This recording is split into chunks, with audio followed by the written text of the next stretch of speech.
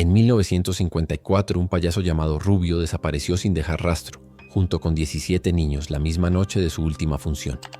El circo fue desmontado en silencio, el caso quedó enterrado, y la historia se volvió solo una leyenda local, hasta ahora. Casi 70 años después, una cámara de seguridad captó su figura caminando entre los autos, con la misma ropa, la misma sonrisa, y sin haber envejecido ni un solo día. Desde entonces, Rubio ha sido visto cerca de escuelas, parques y ferias, y cada vez que aparece, un niño desaparece. Nadie sabe qué es, solo sabemos que siempre vuelve, y siempre está sonriendo. El payaso de San Telmo, una historia de terror argentino. Primera parte, el regreso. La cámara de seguridad del estacionamiento Palermo registró el momento exacto, 23:47 horas del 15 de marzo de 2024. Una figura emergió de las sombras entre Montessesians, los automóviles estacionados, moviéndose con una fluidez antinatural que parecía desafiar las leyes de la física. No caminaba, se deslizaba como si sus pies apenas rozaran el asfalto húmedo por la lluvia nocturna de Buenos Aires. Rubio. Su traje de satén rojo brillaba bajo las luces amarillentas del estacionamiento, inmaculado después de 70 años. Los volantes del cuello mantuvían su rigidez perfecta, y los botones dorados reflejaban la luz artificial con destellos que parecían pulsar al ritmo de un corazón invisible. Su rostro, Dios santo, su rostro, permanecía exactamente igual. La sonrisa blanca pintada se extendía más allá de los límites naturales de sus labios, creando una mueca grotesca que no llegaba a sus ojos. Esos ojos negros, profundos como pozos sin fondo, observaban con una intensidad que atravesaba la pantalla y se clavaba en el alma de quien observara la grabación. El video duró exactamente 43 segundos. Durante los primeros 20, Rubio permaneció inmóvil en el centro del encuadre, su cabeza ladeada en un ángulo imposible, como si hubiera escuchado algo que ningún oído humano podría percibir.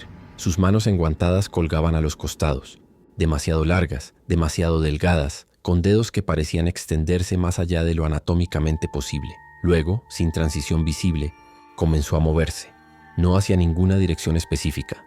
Simplemente se desplazó entre los vehículos con movimientos mecánicos, robóticos, como una marioneta manipulada por hilos invisibles. Su sonrisa nunca cambió, sus ojos nunca parpadearon, y cuando finalmente desapareció del encuadre, lo hizo de manera abrupta, como si simplemente hubiera dejado de existir en ese plano de la realidad. El guardia de seguridad que descubrió la grabación, Marcelo Vázquez, de 52 años, había trabajado turnos nocturnos durante más de una década. Había visto peleas, robos, accidentes automovilísticos y toda clase de incidentes urbanos, pero nunca había visto algo que le helara la sangre en las venas como esa figura imposible moviéndose entre las sombras. No era humano, declaró Vázquez posteriormente a la policía, sus manos temblando mientras sostenía una taza de café que había perdido su calor hacía horas. La forma en que se movía era como si no conociera las reglas que rigen a los vivos. La grabación se filtró 3 días después. El canal de YouTube Misterios Porteños la publicó con el título Sensacionalista, fantasma o realidad, payaso misterioso captado en cámara de seguridad. En menos de 6 horas, el video acumuló 200.000 visualizaciones. En 48 horas alcanzó los 2 millones. Los comentarios se multiplicaban exponencialmente.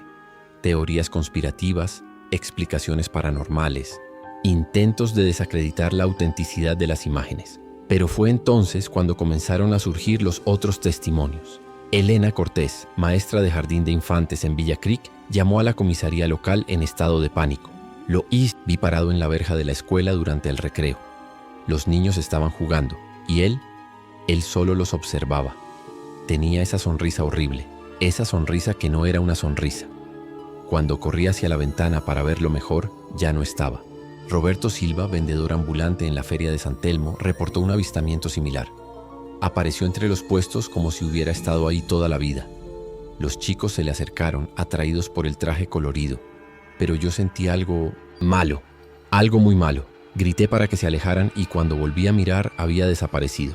Las descripciones coincidían en detalles imposibles.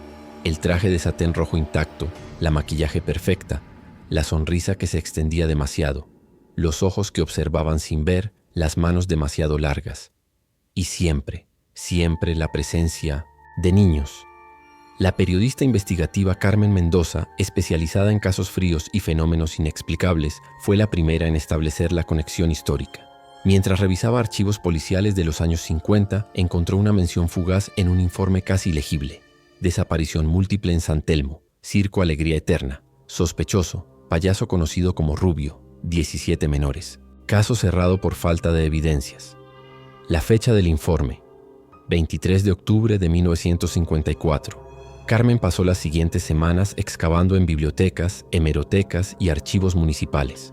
Lo que encontró la mantuvo despierta durante noches enteras, con todas las luces de su apartamento encendidas y las cortinas firmemente cerradas. El circo Alegría Eterna había llegado a San Telmo en septiembre de 1954, estableciendo su carpa en un terreno baldío que hoy ocupaba un complejo habitacional.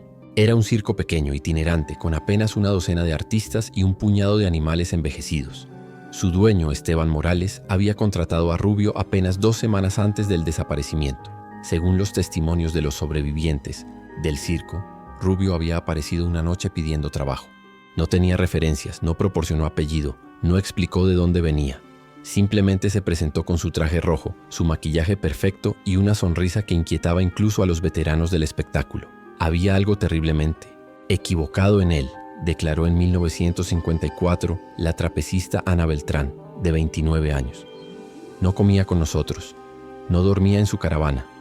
Por las noches lo veíamos caminando alrededor de la carpa, siempre caminando, como si estuviera buscando algo.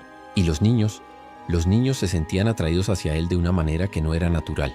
La noche del 22 de octubre de 1954, Rubio realizó su último espectáculo. Los testigos describen una actuación perturbadora. No hablaba, no hacía trucos tradicionales de payaso. Simplemente se movía por la pista central con gestos hipnóticos, mientras los niños del público lo seguían con los ojos como si estuvieran en trance. Al día siguiente, 17 niños habían desaparecido de sus hogares. Sus edades oscilaban entre los 5 y los 12 años. Todos habían asistido al espectáculo la noche anterior.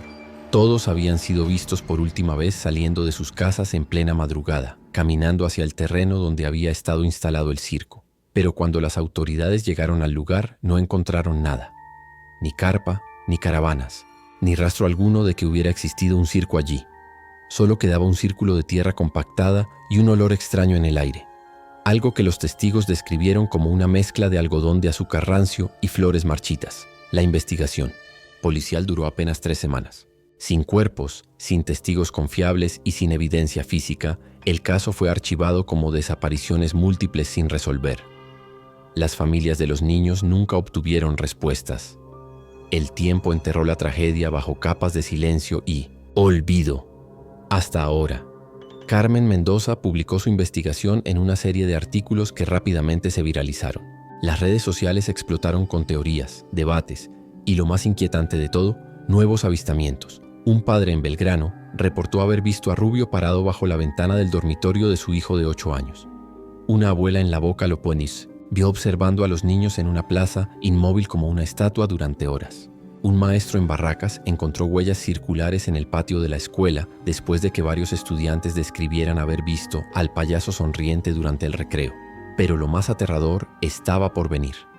Sofía Herrera, de 9 años, desapareció de su hogar en Caballito el 2 de abril de 2024. La última imagen de la cámara de seguridad del edificio la mostraba saliendo por la puerta principal a las 3:17 de la madrugada, caminando con pasos mecánicos hacia la calle.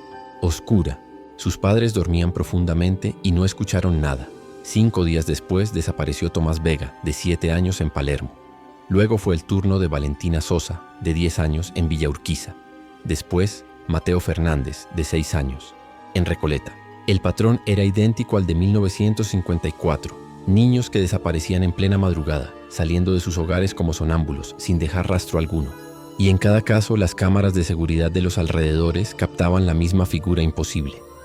Rubio, observando desde las sombras, con su sonrisa eterna y sus ojos vacíos. La ciudad de Buenos Aires entró en pánico. Las autoridades organizaron patrullas nocturnas especiales. Los padres reforzaron las cerraduras de sus hogares.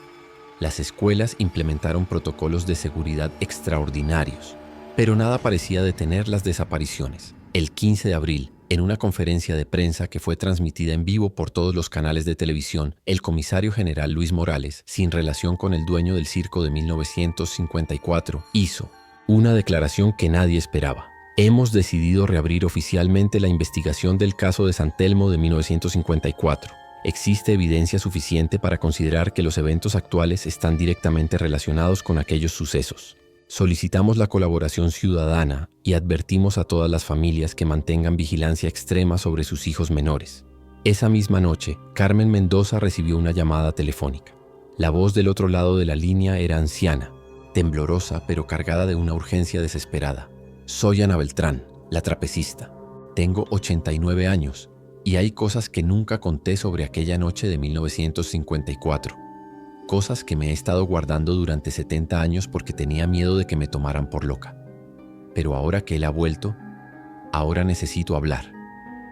Carmen grabó la conversación. Lo que escuchó la convenció de que la verdad sobre Rubio era mucho más siniestra y sobrenatural de lo que había imaginado. Segunda parte.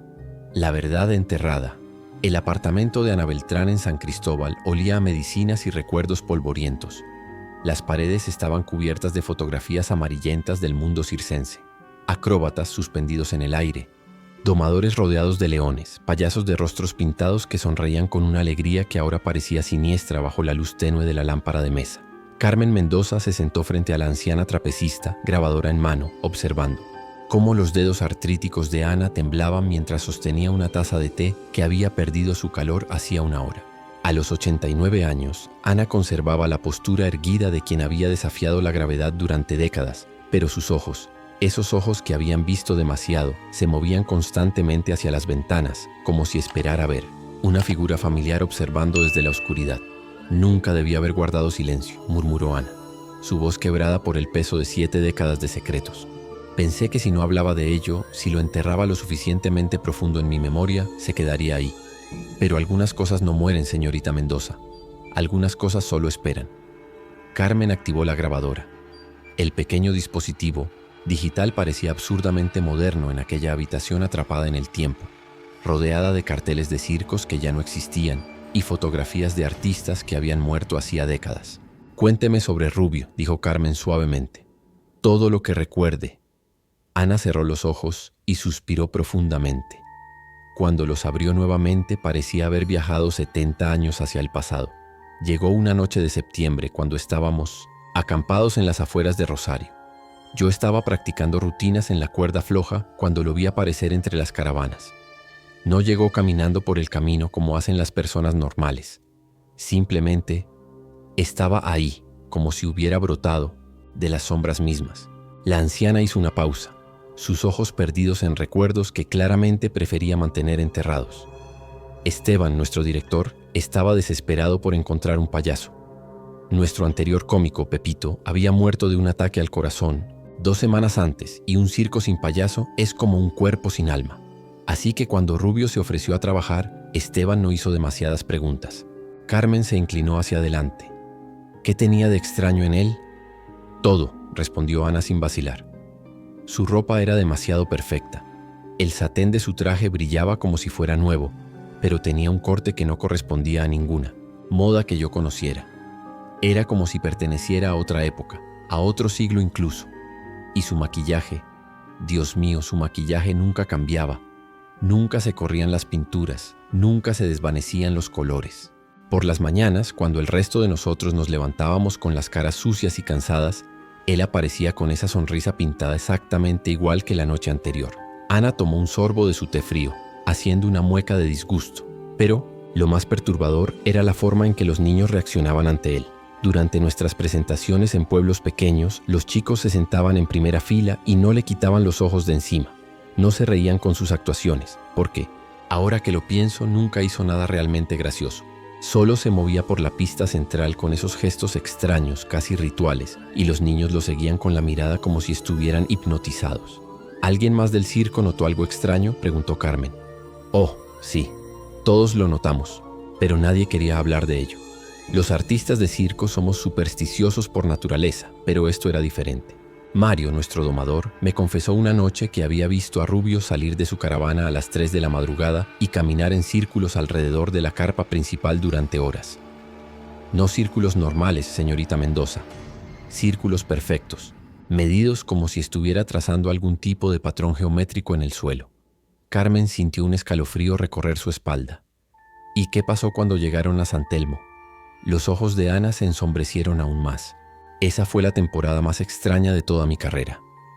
Desde el momento en que armamos la carpa en aquel terreno baldío, supe que algo estaba terriblemente mal.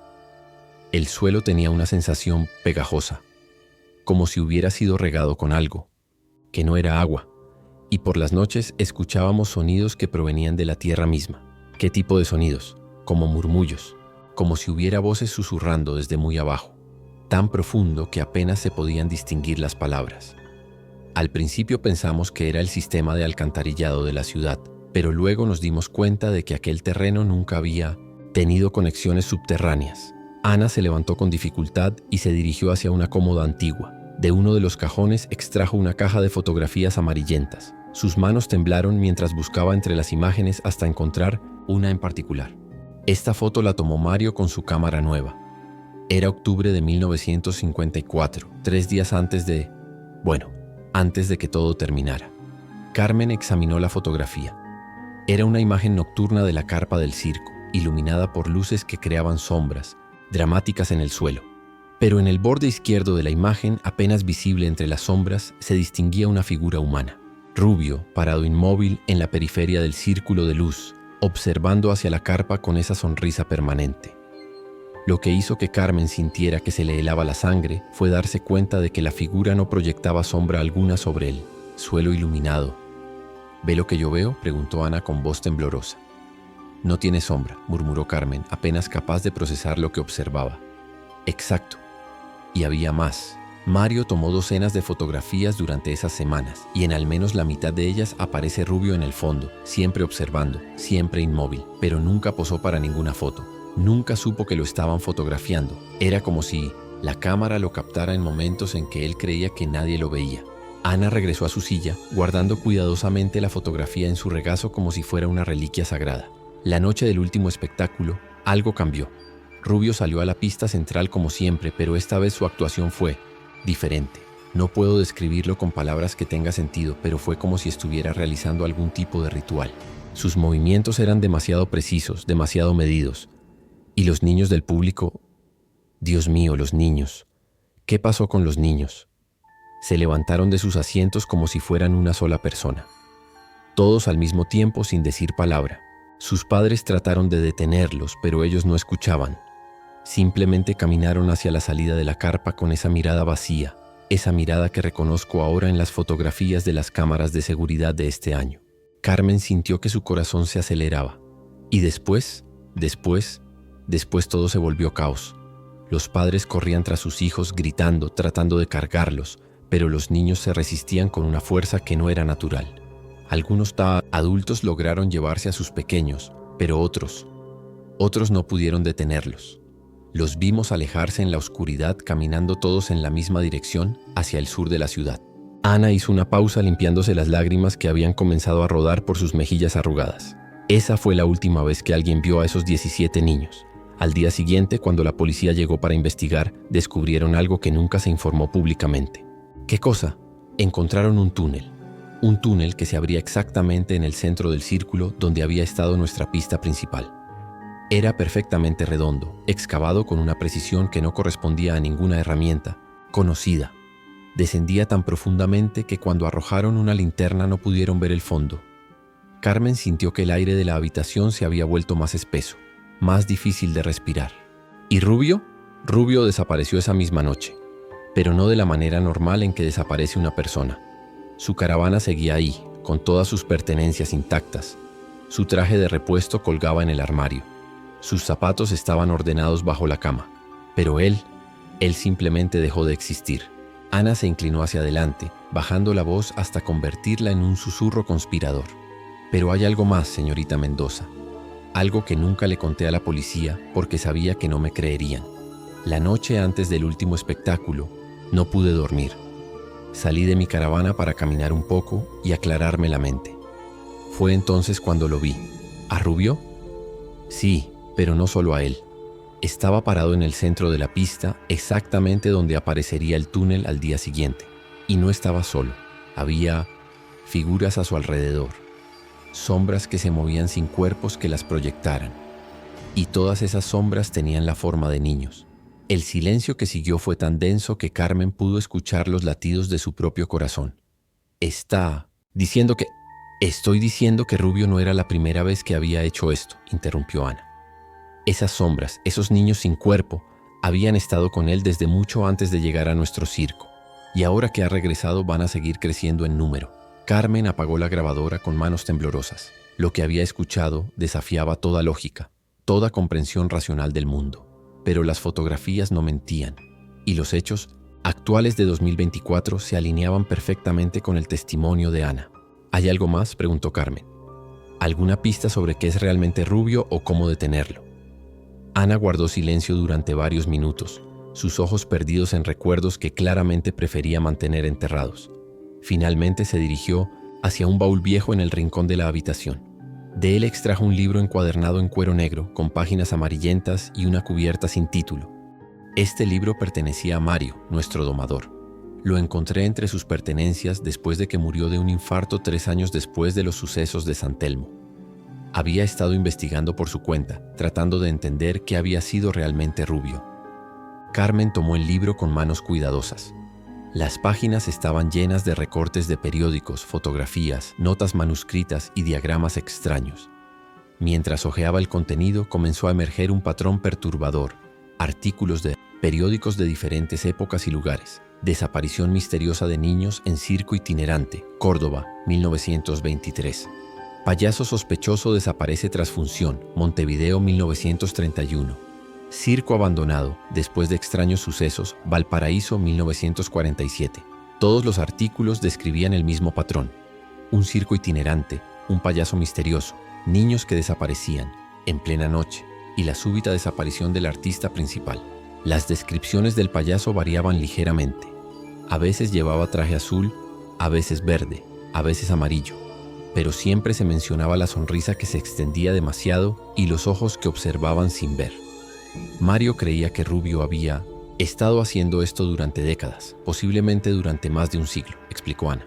Cada 20 o 30 años aparecía en una ciudad diferente, se unía a un circo local y luego, bueno, ya sabe lo que pasaba después. Carmen llegó a la última página del cuaderno de Mario. Ahí, escrita con tinta que se había desvanecido hasta convertirse en un marrón rojizo, había una nota final. He encontrado referencias que datan de 1847. Siempre el mismo patrón, siempre los mismos ojos. No es humano, nunca lo fue. Es algo más antiguo, algo que se alimenta de la inocencia y la alegría de los niños. Y lo peor de todo, cada vez que lo hace se vuelve más fuerte. Debajo de la nota Mario había dibujado un mapa rudimentario de Sudamérica con marcas rojas en diferentes ciudades. Las fechas junto a cada marca formaban un patrón temporal inquietante. Cada aparición de Rubio se producía exactamente 70 años después de la anterior. 247. Lima, Perú 1917. Santiago, Chile 1954. Buenos Aires, Argentina 2024. Dios mío, murmuró Carmen sintiendo que las piezas del rompecabezas comenzaban a encajar de manera aterradora. ¿Por qué 70 años? Mario tenía una teoría sobre eso también, respondió Ana señalando una página llena de cálculos astronómicos y referencias a antiguos textos ocultistas. Creía que Rubio necesitaba tiempo para digerir cada cosecha, que los niños que tomaba no morían de manera convencional, sino que se convertían en parte de él, alimentando su existencia hasta que necesitaba más. Carmen sintió que la habitación comenzaba a girar a su alrededor. Todo encajaba de manera horrible. Los avistamientos recientes, las desapariciones, la forma en que Rubio parecía exactamente igual después de 70 años. ¿Y las sombras que vio?, preguntó Carmen. ¿Los niños sin cuerpo? Mario creía que eran los espíritus de todos los niños que Rubio había tomado a lo largo de los siglos, que los mantenía cerca de él, usando su energía vital para mantener su propia existencia. Cada nueva generación de víctimas lo hacía más poderoso, más capaz de influir en el mundo físico. Carmen cerró el cuaderno de Mario, su mente trabajando frenéticamente para procesar toda la información. Si la teoría era correcta, las desapariciones actuales no eran eventos aislados, eran parte de un ciclo que había estado repitiéndose durante casi 2 siglos. ¿Hay alguna manera de detenerlo?, preguntó Carmen con voz desesperada. Ana negó con la cabeza lentamente. Mario pasó los últimos años de su vida buscando esa respuesta. Consultó con ocultistas, investigó en bibliotecas de textos antiguos, e incluso viajó a Perú para investigar la primera aparición registrada de Rubio, pero nunca encontró nada concluyente. La anciana se dirigió hacia la ventana y apartó ligeramente las cortinas para observar la calle oscura. Pero sí encontró algo inquietante, continuó Ana sin apartar la mirada de la ventana. En Lima, en los archivos de la iglesia más antigua de la ciudad, descubrió un registro de 1847 que mencionaba un demonio disfrazado de bufón que robaba a los niños para alimentar las sombras del inframundo. El cura que escribió el registro afirmaba que la única manera de detener a la criatura era... Ana se detuvo abruptamente, su cuerpo tensándose como si hubiera visto algo aterrador en la calle. «¿Qué pasa?», preguntó Carmen, acercándose a la ventana. «Está ahí», susurró Ana con voz apenas audible. «En la esquina, bajo la farola. Está observando mi edificio». Carmen miró hacia donde señalaba Ana y sintió que su sangre se convertía en hielo. Ahí, inmóvil bajo la luz amarillenta de la farola, estaba Rubio. Su traje rojo brillaba como sangre fresca y su sonrisa pintada parecía más amplia que nunca. Pero lo más aterrador era que sus ojos, esos pozos negros sin fondo, estaban dirigidos directamente hacia la ventana donde ellas se encontraban, como si hubiera estado esperando a que lo vieran. «¿Cuánto tiempo lleva ahí?», preguntó Carmen, tratando de mantener la calma en su voz. «No lo sé. Podría haber estado ahí toda la noche. Podría haber estado ahí durante días. El tiempo funciona de manera diferente para él». Mientras observaban, Rubio levantó lentamente una de sus manos enguantadas y les hizo un gesto de saludo. El movimiento era demasiado fluido, demasiado lento, como si estuviera bajo el agua. «Sabe que estamos hablando de él», murmuró Ana. «Sabe que conocemos su secreto». Carmen sacó su teléfono para llamar a la policía, pero Ana le agarró la muñeca con una fuerza sorprendente para su edad. «No servirá de nada», dijo Ana. «Para cuando lleguen ya no estará ahí, y si lo encuentran, él actuará como un payaso, normal y corriente. Nadie creería lo que realmente es». Carmen bajó el teléfono sintiéndose completamente impotente. «Entonces, ¿qué hacemos?» «Terminamos lo que Mario comenzó», respondió Ana con una determinación que no había mostrado durante toda la noche. «Encontramos la manera de detenerlo antes de que complete su cosecha». ¿Su cosecha? «Las desapariciones que han ocurrido hasta ahora son solo el comienzo», explicó Ana, apartándose finalmente de la ventana. «Según los registros de Mario, Rubio siempre toma exactamente 49 niños en cada ciclo. 7 veces 7, un número que tiene significado en muchas tradiciones ocultistas». Carmen hizo cálculos mentales rápidos. Hasta ahora han desaparecido 8 niños desde marzo. Si su teoría es correcta, entonces le faltan 41 más, terminó Ana sombríamente. Y basándome en el patrón histórico, va a intensificar sus actividades. En las próximas semanas, las desapariciones van a aumentar exponencialmente. Carmen sintió que el peso de la responsabilidad caía sobre sus hombros como una losa de cemento. Era periodista, no cazadora de demonios. ¿Cómo se suponía que iba a detener una entidad que había estado operando durante casi 2 siglos? «¿Mencionó qué decía ese registro de Lima?», preguntó Carmen. «Sobre cómo detenerlo». Ana suspiró profundamente. «El cura escribió que la única manera de destruir al demonio era romper el círculo de sombras que lo alimenta. Pero Mario nunca pudo descifrar qué significaba eso exactamente». Carmen volvió a mirar hacia la ventana. Rubio seguía ahí, inmóvil como una estatua, observándolas con esa sonrisa eterna. Pero ahora había algo diferente en su postura. Sus brazos ya no colgaban a los costados, estaban extendidos ligeramente como si estuviera invitando a alguien a acercarse. «Creo que va a actuar pronto», murmuró Carmen. «Mañana por la noche es viernes, fin de semana. Los niños estarán en las calles hasta más tarde». «Entonces no tenemos mucho tiempo», respondió Ana. «Necesitamos encontrar ese túnel». «Alela, túnel de 1954, pero seguramente fue sellado hace décadas». «No, no me refiero a ese. Mario creía que Rubio crea un nuevo túnel en cada ciudad donde opera, un punto de acceso hacia donde sea que lleve a los niños. Si podemos encontrarlo antes de que complete su cosecha». Ana no terminó la frase, pero Carmen entendió la implicación. Si encontraban el túnel, tal vez podrían encontrar una manera de cerrarle el paso a Rubio. O mejor aún, tal vez podrían rescatar a los niños que ya había tomado. «¿Tiene alguna idea de dónde podría estar?», preguntó Carmen. Mario observó que Rubio siempre elegía lugares con significado histórico, lugares donde la tierra ya había sido marcada por tragedias o sufrimiento. En San Telmo, El terreno donde instalamos el circo había sido un cementerio indígena antes de la fundación de la ciudad. Carmen sintió que una idea comenzaba a formarse en su mente. ¿Y si está usando el mismo lugar? ¿Y si ha regresado al sitio original? Ana la miró con ojos llenos de esperanza y terror a partes iguales. El complejo habitacional en San Telmo, donde estaba el terreno baldío en 1954. Carmen asintió. Mañana por la noche voy a ir ahí. Si estoy en lo correcto, si Rubio está usando el mismo lugar para su nuevo ciclo. No puede ir sola, interrumpió Ana. Si Mario tenía razón sobre la naturaleza de Rubio, confrontarlo sin ayuda sería suicidio. Entonces, ¿qué sugiere? Ana se dirigió hacia otro cajón de la cómoda y extrajo algo envuelto en tela negra. Cuando lo desenvolvió, Carmen vio que era un crucifijo de plata antigua, grabado con símbolos que no reconoció. Este crucifijo perteneció al cura de Lima que escribió sobre Rubio en 1847. Mario lo consiguió durante su investigación.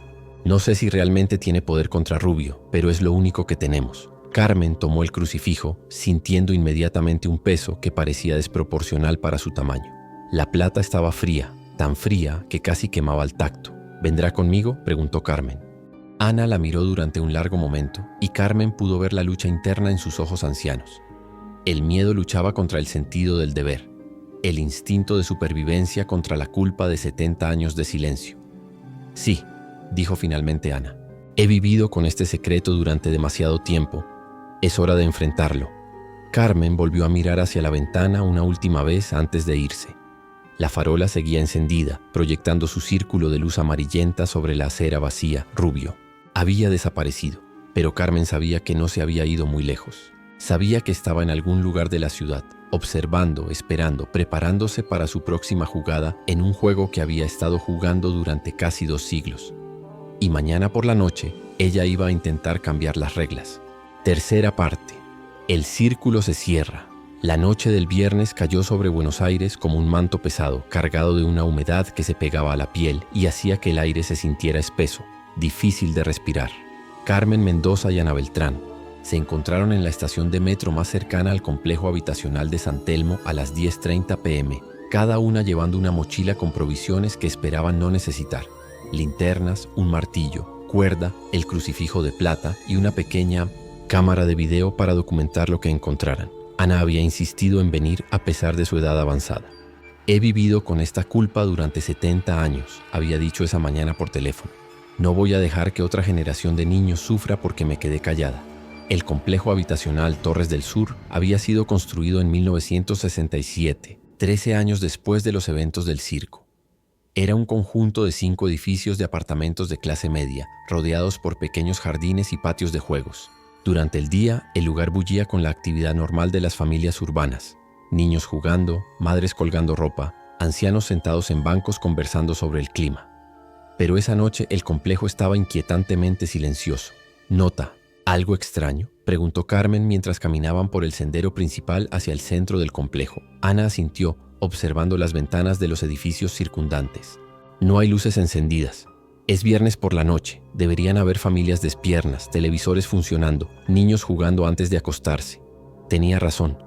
Las 5 torres se alzaban contra el cielo nocturno como monolitos oscuros con apenas 1 o 2 ventanas iluminadas en los pisos superiores. El silencio era tan completo que podían escuchar sus propios pasos sobre el pavimento mojado por la llovizna vespertina.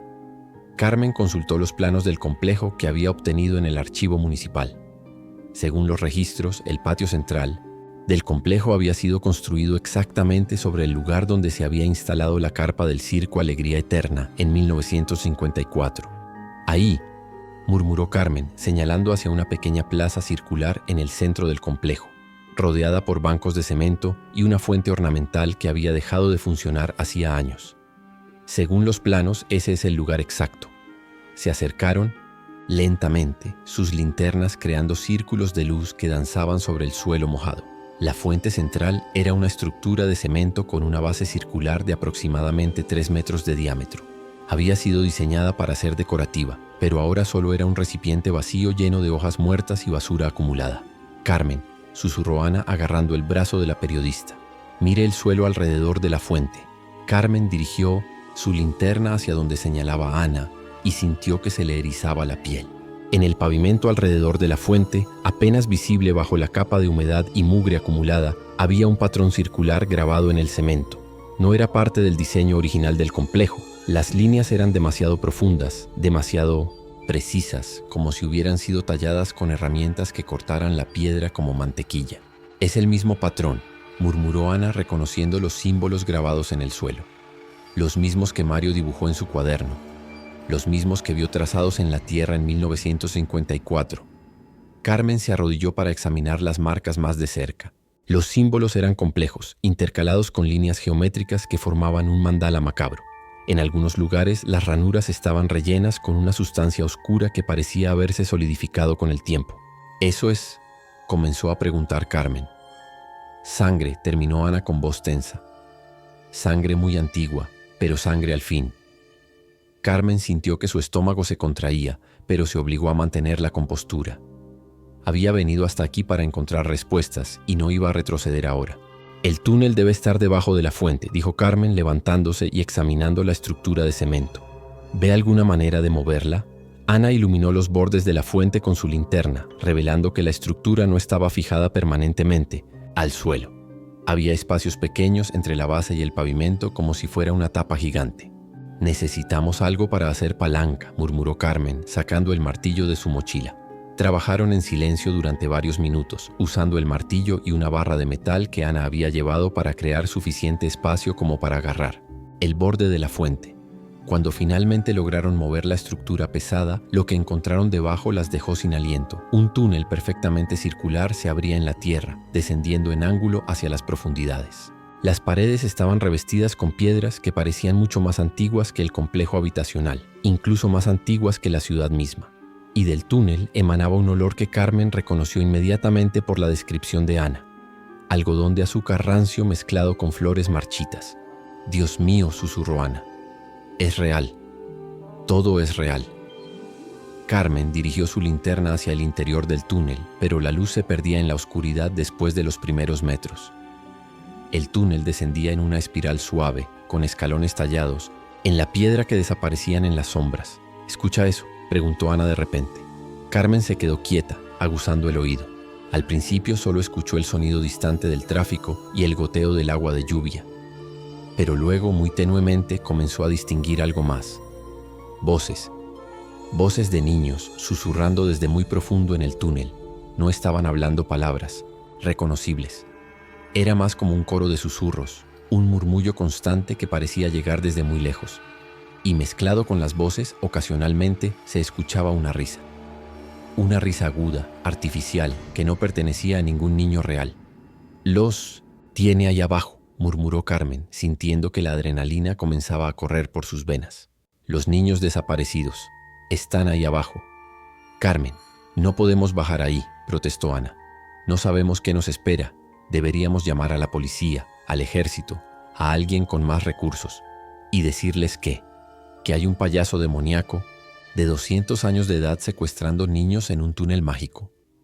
Para cuando los convenzamos de que esto es real, Rubio habrá terminado su cosecha». Carmen verificó que la cámara de video estuviera funcionando y se colgó la correa alrededor del cuello. «Voy a bajar. Si no regreso en 1 hora, llame a todos los números de emergencia que se le ocurran». «No», dijo Ana firmemente. «Si va, voy con usted. Esto comenzó en mi circo. Yo también tengo responsabilidad en esto». Carmen quiso protestar, pero vio la determinación en los ojos de la anciana y supo que no había manera de disuadirla. «Está bien», dijo finalmente. «Pero prometa que si las cosas se ponen muy peligrosas, regresará a la superficie sin importar lo que pase conmigo». Ana asintió, aunque ambas sabían que probablemente era una promesa que no podría cumplir. Comenzaron el descenso. Los escalones tallados en piedra eran irregulares pero sólidos, claramente diseñados para ser utilizados durante siglos. Carmen contó mentalmente mientras bajaban. 50 escalones, 100, 150. Las paredes del túnel estaban cubiertas de símbolos similares a los que habían visto en la superficie, pero estos eran más elaborados, más complejos, como si hubieran sido refinados y perfeccionados a lo largo de mucho tiempo. «¿Siente eso?», preguntó Ana después de haber descendido durante aproximadamente 10 minutos. Carmen se detuvo y se dio cuenta de que la temperatura había bajado significativamente. Su aliento era visible en el aire frío, y podía sentir cómo la humedad se condensaba en las paredes del túnel. «Es como si estuviéramos descendiendo hacia el invierno», murmuró Carmen. Las voces de los niños se habían vuelto más claras a medida que descendían. Ya no eran solo susurros, ahora podían distinguir palabras ocasionales, aunque en idiomas que no reconocían. Y debajo de las voces infantiles había algo más, una presencia que parecía moverse por el túnel, algo grande que respiraba con un ritmo lento y profundo. Después de lo que parecieron horas, los escalones finalmente terminaron.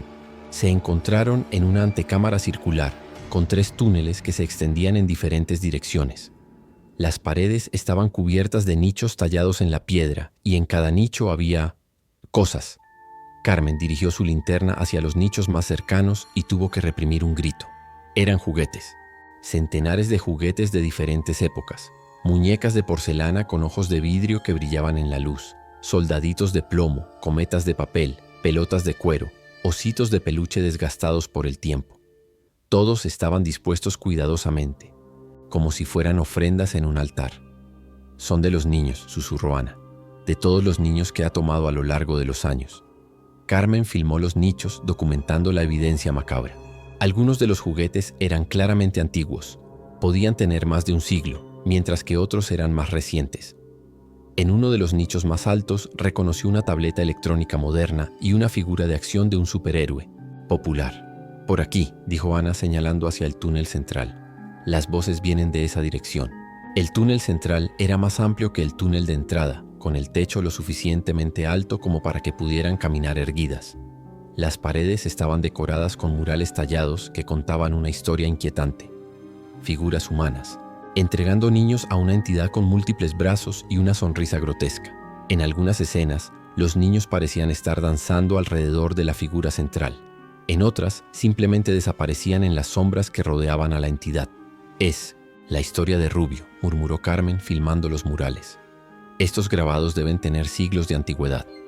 «Mire esto», dijo Ana, deteniendo a Carmen frente a uno de los murales más elaborados. «Ve la fecha tallada en la parte inferior». Carmen dirigió su linterna hacia donde señalaba Ana.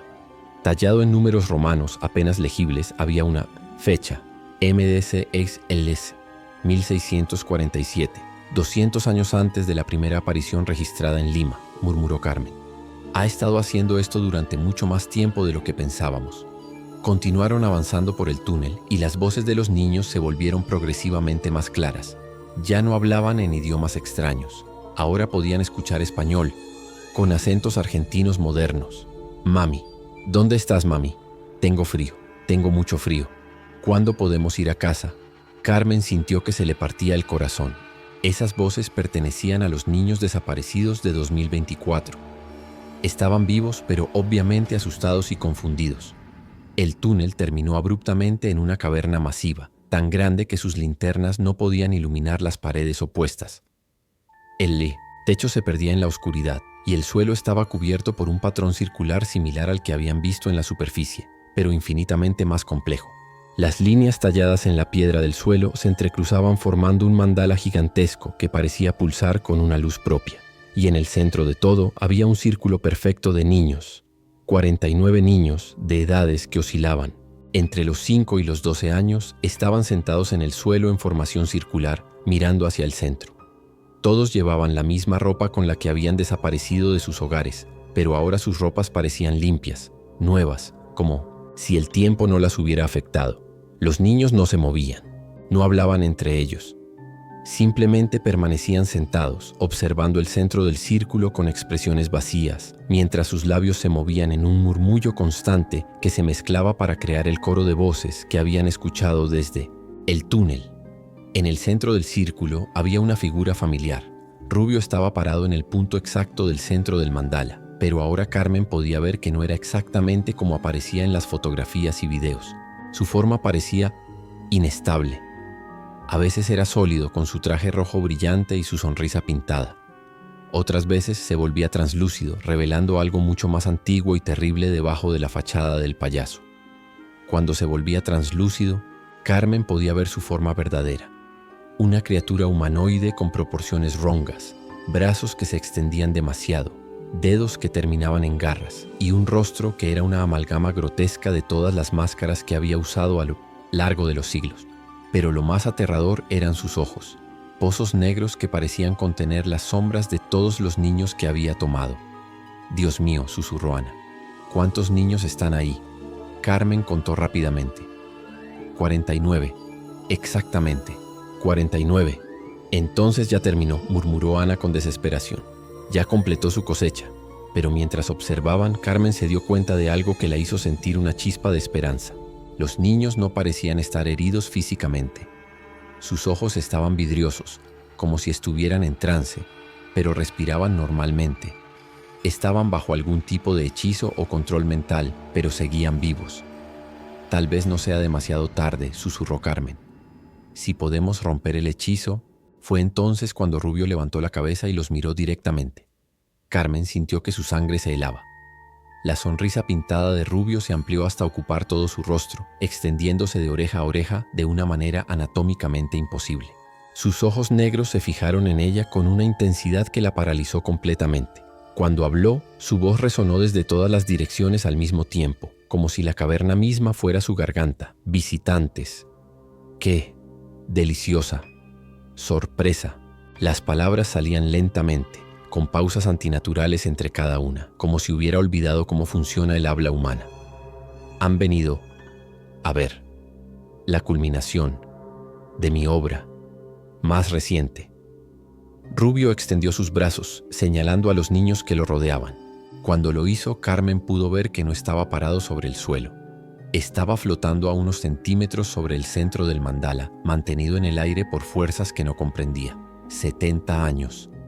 He esperado para completar este círculo. 49 almas puras para alimentar mi existencia durante el próximo ciclo. Ana dio un paso adelante y Carmen se sorprendió por la firmeza en su voz cuando habló. «Déjalos ir, monstruo. Ya has tomado suficientes niños. Ya has causado suficiente dolor». Rubio giró su cabeza hacia Ana con un movimiento que produjo un sonido como el de huesos rompiéndose. Su sonrisa se amplió aún más, si eso era posible. «Ah, la trapecista, Ana Beltrán, has vivido con el peso de la culpa durante tanto tiempo. ¿Cómo se siente saber que podrías haber detenido esto hace 70 años?» «Yo era solo una niña asustada», gritó Ana, su voz resonando en la caverna. «No sabía qué eras, pero lo sabías en tu corazón, que no era humano, y aún así guardaste silencio».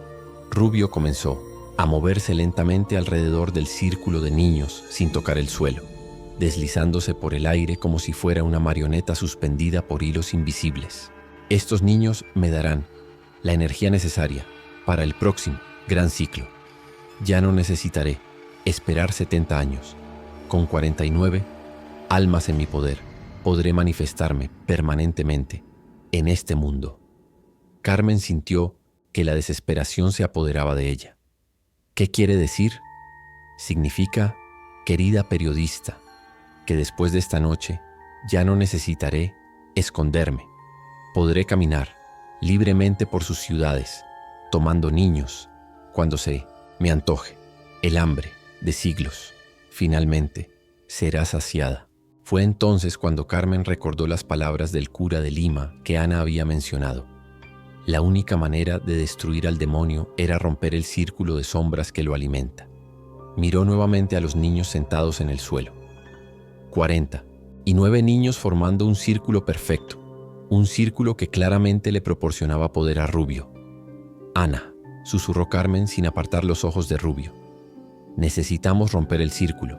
Si podemos hacer que los niños se muevan, interrumpir la formación». «Pero están en trance», respondió Ana en voz baja. «¿Cómo vamos a despertarlos?». Carmen recordó el crucifijo de plata que llevaba en su mochila. Lo sacó lentamente, tratando de no llamar la atención de Rubio hacia sus movimientos. En el momento en que el crucifijo emergió de la mochila, comenzó a brillar con una luz plateada suave. Los símbolos grabados en el metal se iluminaron, y Carmen sintió una calidez reconfortante emanando del objeto. Rubio se detuvo inmediatamente, su forma fluctuando entre sólida y translúcida. «Imposible», gruñó, su voz perdiendo el tono, meloso y volviéndose gutural, amenazante. Ese objeto fue destruido hace más de un siglo. Aparentemente no, respondió Carmen, levantando el crucifijo sobre su cabeza. La luz que emanaba del objeto se intensificó y Carmen pudo ver que algunos de los niños más cercanos comenzaban a parpadear, como si estuvieran despertando de un sueño profundo. Rubio soltó un rugido que no tenía nada de humano. Su forma se estabilizó en su aspecto más monstruoso, una criatura de sombras con garras y colmillos, manteniendo apenas un vestigio de la apariencia de payaso. Sus ojos se convirtieron en pozos de fuego negro, y cuando abrió la boca, Carmen pudo ver fauces que se extendían mucho más profundo de lo que debería ser anatómicamente posible. No permitiré que interfieran con mi cosecha. Rubio se lanzó hacia Carmen con velocidad sobrehumana, pero Ana se interpuso entre ellos gritando: «Por todos los niños que mataste, por todos los años de culpa». Rubio impactó contra Ana con fuerza suficiente para enviar a la anciana volando contra la pared de la caverna. El sonido del impacto resonó como un disparo y Ana se desplomó al suelo inmóvil.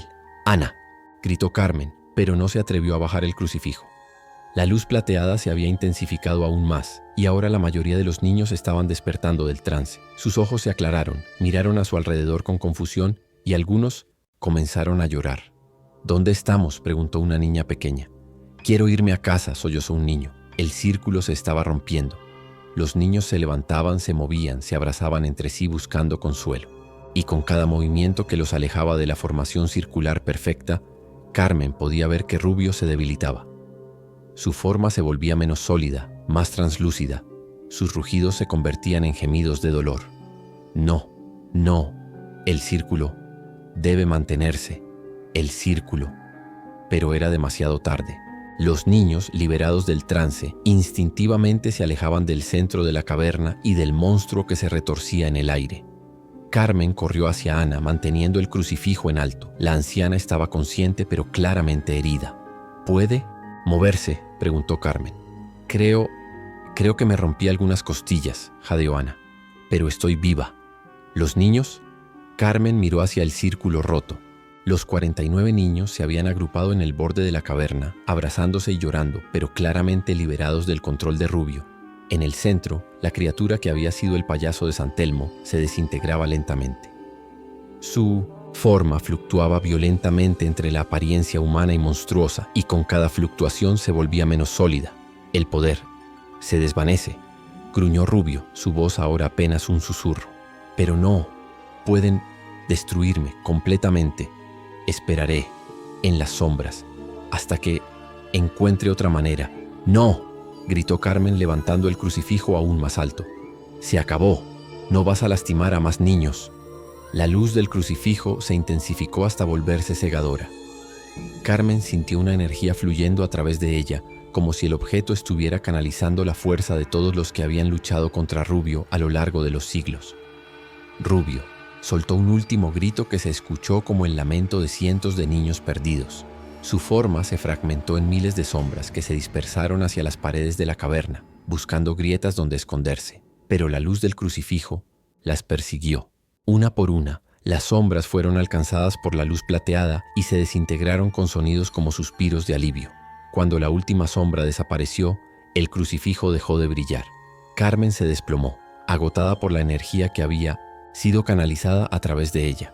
La caverna quedó en silencio, salvo por los sollozos de los niños asustados. «¿Se fue?», preguntó Ana débilmente. Carmen miró hacia el centro de la caverna. El mandala tallado en el suelo se había agrietado. Las líneas se habían partido como si hubieran sido golpeadas por un martillo gigante. Ya no emitía ninguna luz propia y el aire de la caverna se sentía limpio, libre de la presencia maligna que lo había contaminado. «Sí», murmuró Carmen, «se fue». Pero entonces se dio cuenta de un problema más inmediato. Tenían que sacar a 49 niños traumatizados de una caverna subterránea sin que ninguno se lastimara en el proceso. Carmen se acercó al grupo de niños, tratando de proyectar calma y autoridad. «Hola niños, soy Carmen, soy periodista. Van a estar bien, vamos a llevarlos de vuelta con sus familias». Una niña de aproximadamente 8 años se acercó tímidamente. «¿El payaso malo se fue?», preguntó con voz temblorosa. «Sí, sweetheart», respondió Carmen, sintiendo lágrimas en sus ojos. «El payaso malo se fue para siempre». El proceso de evacuación tomó casi toda la noche. Carmen tuvo que llamar a los servicios de emergencia, explicar la situación de la manera más creíble posible, omitiendo los detalles sobrenaturales, y coordinar la llegada de paramédicos, psicólogos infantiles y oficiales de policía. Cuando finalmente salieron de la caverna a las primeras horas del amanecer, Carmen nunca había apreciado tanto la sensación del aire fresco y la luz del sol. Los niños fueron reunidos con sus familias en escenas de alegría y lágrimas que fueron transmitidas por todos los canales de televisión de Argentina. Oficialmente fueron descritos como víctimas de una red de tráfico de menores que había sido desmantelada gracias a la investigación periodística de Carmen Mendoza. Ana fue hospitalizada para tratar sus costillas fracturadas, pero se recuperó completamente. Durante su estancia en el hospital, recibió visitas de muchas de las familias de los niños rescatados, agradeciéndole por su valentía. Carmen escribió la historia completa, pero decidió publicar solo una versión editada que se centraba en los aspectos criminales del caso, omitiendo cualquier referencia a elementos sobrenaturales. La versión completa la guardó en un archivo privado, junto con el cuaderno de Mario y el crucifijo de plata. 3 meses después, Carmen recibió una carta sin remitente. Dentro había un recorte de periódico de Lima, Perú, fechado apenas una semana antes. El titular decía: misteriosa desaparición de circo local, payaso principal desaparecido sin rastro. La descripción del payaso desaparecido era demasiado familiar. Traje colorido, maquillaje elaborado, sonrisa que se extendía demasiado. Carmen sintió que se le helaba la sangre. Había creído que habían destruido a Rubio completamente, pero tal vez solo habían interrumpido su ciclo actual. Tal vez la criatura era más resiliente de lo que habían pensado. Esa noche Carmen guardó el crucifijo de plata en un lugar seguro y comenzó a planear un viaje a Lima, porque si había algo que había aprendido durante esos meses terribles, era que algunos males son demasiado antiguos y persistentes para ser destruidos de una sola vez. Pero también había aprendido que siempre hay personas dispuestas a luchar contra la oscuridad, sin importar cuántas veces esa oscuridad trate de regresar. Y mientras Rubio, o lo que quedara de él, siguiera amenazando a los niños inocentes, Carmen estaría ahí para detenerlo. La lucha contra el payaso de San Telmo había terminado, pero la guerra contra la oscuridad que representaba apenas comenzaba. Fin.